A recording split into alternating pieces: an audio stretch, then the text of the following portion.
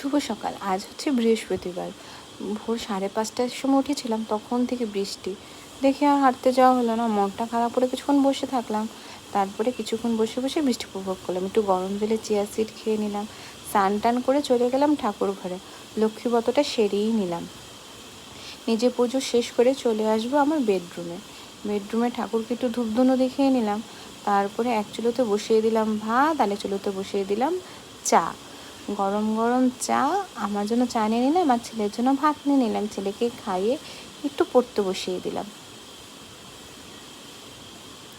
ও আজকে বৃষ্টির কারণে স্কুল যেতে পারেনি। এদিকে বাবা নিয়ে আসলো দুপুরের মাছ, করে নিলাম মাছের ঝোল। দুপুরের মাছের ঝোল আজকে ছিল শোল মাছ।